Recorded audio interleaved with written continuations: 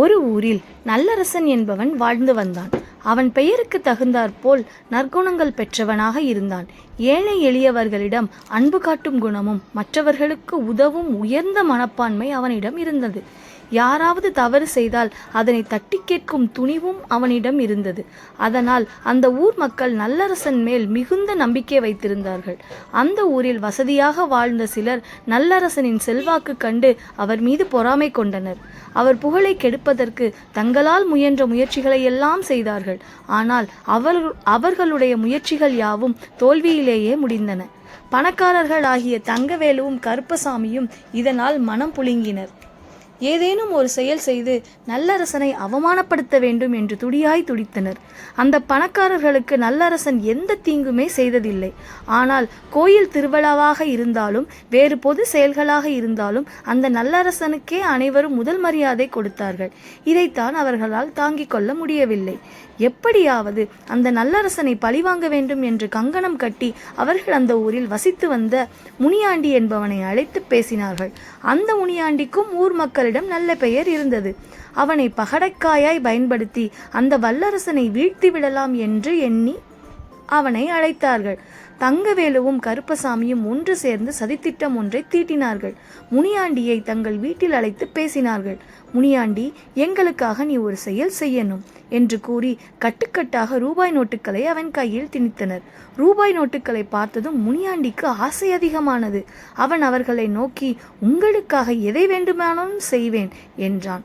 உடனே அவர்கள் அவனை பார்த்து, இந்த வல்லரசன் தன்னை உத்தமன் போல் காட்டிக்கொண்டு எங்களுக்கு இந்த ஊரில் மரியாதை இல்லாமல் செய்கிறான். அவனுக்கு சரியான பாடம் கற்பிக்க வேண்டும். அதற்குத்தான் உன்னுடைய உதவி தேவை என்றனர். மேலும் அவர்கள் தங்களுடைய சதித்திட்டத்தை அவனிடம் விளக்கி கூறினார்கள். எங்களுடைய 3 லட்சம் ரூபாய் பணத்தை எப்படியாவது அந்த நல்லரசனின் வீட்டில் நீ வைக்க வேண்டும். நாங்கள் போலீசில் புகார் கொடுத்து அவனை கைது செய்கிறோம். அவன் 3 லட்சம் ரூபாயை திருடியதற்கு நீ பொய்சாட்சி சொன்னால் போதும். மற்ற விஷயங்களை நாங்கள் பார்த்து கொள்கிறோம் என்று தங்கவேலுவும் கருப்பசாமியும் முனியாண்டியிடம் கூறினார்கள். முனியாண்டி அவர்களை பார்த்து, நீங்கள் சொல்வது போலவே செய்கிறேன் என்று கூறிவிட்டான். தங்கவேலுவும் கருப்பசாமியும் இதை கேட்டு மிக்க மகிழ்ச்சியடைந்தனர். இந்த சதித்திட்டம் அவர்களின் எண்ணம் போலவே நடந்தது.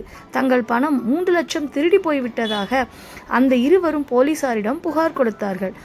உங்களுக்கு யார் மீது சந்தேகம் இருக்கிறதா என்று அவர்கள் கேட்டதற்கு உடனே முனியாண்டியை அழைத்து போய் காவல் நிலையத்தில் அந்த இருவரும் ஒப்படைத்தனர்.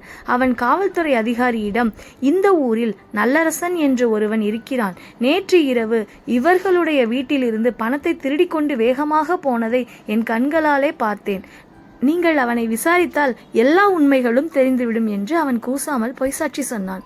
காவலர்களும் நல்லரசன் வீட்டுக்கு சென்றனர். அவன் வீட்டை சோதனையிட்டனர். வல்லரசனுக்கு தெரியாமல் முனியாண்டி கொண்டு வந்த 3 லட்சம் ரூபாய் அந்த வீட்டில் மூலையில் இருந்ததை காவல் அதிகாரிகள் கைப்பற்றினர். அவர்கள் நல்லரசனை பார்த்து, இந்த பணம் உங்கள் வீட்டில் எப்படி வந்தது என்று கேட்டார்கள். நல்லரசன் நிதானத்தை இழக்காமல், சார், இந்த பணம் பற்றி எனக்கு எதுவும் தெரியாது. இது எப்படி இங்கே வந்தது என்பதும் எனக்கு தெரியாது. இதில் ஏதோ சதித்திட்டம் இருக்கிறது. அந்த முனியாண்டியை நீங்கள் கண்காணித்தால் உங்களுக்கு விஷயம் தெரிந்துவிடும். உங்களோடு விசாரணைக்கு நான் முழு ஒத்துழைப்பு கொடுக்கிறேன் என்றான்.